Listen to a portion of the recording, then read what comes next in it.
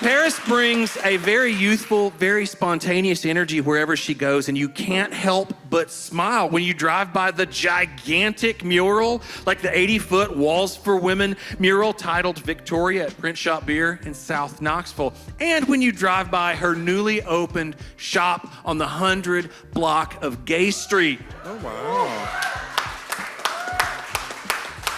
And that's where we begin our story. This is Paris Woodhull with No Turning Back. All right, I heard we're talking about pivots today, so I'm gonna share my pivot. My story starts with this. It's a key. It doesn't look that scary, right? All it does is like open something. Well, me personally, it makes me want to anxiety cry in my car, which I did and have done a lot since I received it a month and a half ago. Some of the cries were happy though. Don't worry, I'm not gonna make y'all cry too. If you're unfamiliar with my work, I create apparel and home goods for the folks that want to feel seen or maybe just need a chuckle. You may have seen my murals around town. As a Knoxville native, highlighting our city and all that it offers is my favorite subject. I want my art to feel like a big ol' hug. A few months ago, I walked past a space in downtown on Gay Street, 121 South Gay Street. I noticed it was vacant, and I mentioned it to my fiance. Paris, what if you opened a storefront? Me, a storefront? Excuse me, I'm gonna curse. Hell no. I'd rather die. Thank you for the suggestion, though. That's a direct quote. In my mind, storefronts are for business savages, the people that are strong leaders. They'll stick their necks out and say, I got this. And that isn't me, at least I thought. I remembered as a kid so many times my parents giving me a loving push to do something that's hard. I'm sure a lot of us, I hope a lot of you all had that experience too. And I was really lucky to have that experience because, even if my desired outcome, I didn't get my desired outcome, I would really be left with a settled feeling in my chest knowing that at least I tried. So over the next month, I applied for loans. I tried on the thought of opening a storefront. One day I'd feel all in, the next I felt like I was entertaining the possibility of failing in public. And then I just decided to open myself up and try.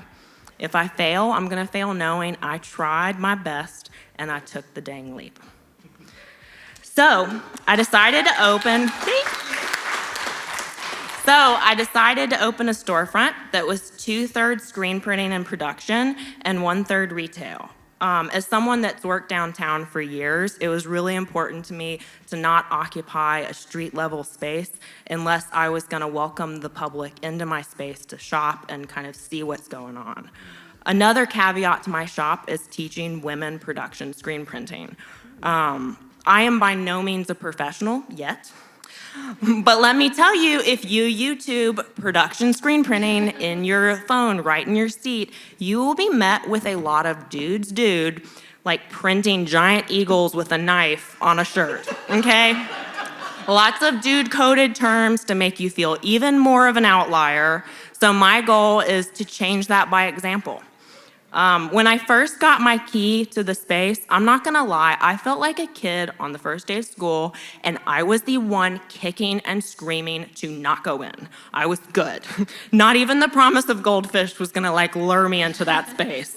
I'm sure Holly Rainey is lurking with her camera somewhere, but she met me when I first got the key to take announcement photos, and y'all, I was dripping sweat, and it was a crisp 68 degrees inside there, okay? I actually photoshopped sweat off my chest on one of the photos.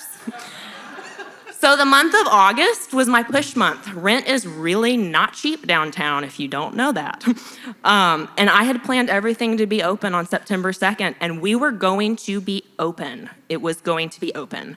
So in that month, I learned to not let my anxiety get in the way of progress, still working on that my expectations might not always be the best solution. I learned to stand up for myself and that sexism is really alive and well. I also learned to take deep breaths and that sometimes sleep really cures a lot. Yeah.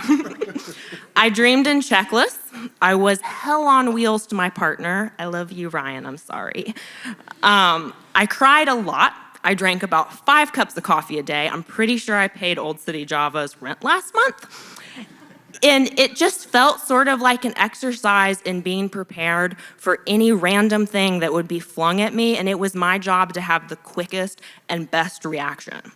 I even had a plumber refuse to give me a quote because he was like, oh, you're gonna be way, way out of our price range. Y'all, I hadn't even shared my budget. Like, there's something about, I guess, my young female smile and bright pink fixtures that just spelled no money. So I hired someone else, we moved on. So after that, y'all feeling anxious? Have I transferred my anxiety to you? It's definitely not my intention, but I often feel upset when people get up on stage and tell people that they can do anything. Yes, you can, but it's hard. And people don't clue you into how hard it is. And try being a woman or minority while you're doing it. It's double hard. Entrepreneurship isn't for the faint of heart. And yeah, it's hard. So okay, I got sidetracked for a second. My drawing professor in school, this is one of my favorite stories. The first day we walk in and she tells us that if we can do anything else, leave class, drop out of school, go do it right now. Only people that have to be here and feel completely unfulfilled being here should be here.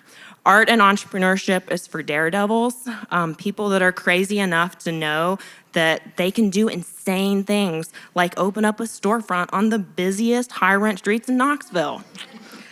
Insane enough to think that it'll work. I'm here to tell you it can work. You'll cry. You may need a shoulder to lean on time to time, but it is possible. So the day of my opening, again, I just felt like a kid the entire time. I felt like a kid that was gonna show up. No one was gonna show up to my birthday party. Like, it was just gonna be me and a balloon. So like, as I went to put my sandwich board out for the first time, y'all, I just started sobbing. And you know why? Because I looked down the block and there was a line all the way down the block. Let's go. I am unbelievably grateful to my city. Thank you for lifting me up, believing in me often when I don't believe in myself. And because of you all, I now am experiencing a whole new set of issues surrounding severe growing pains. So thank you for making my life harder in the best way. Yes, I still cry sometimes, but never am I not grateful to have demand from the folks that I love so dearly. Y'all rock. Paris Woodhull, the one and only.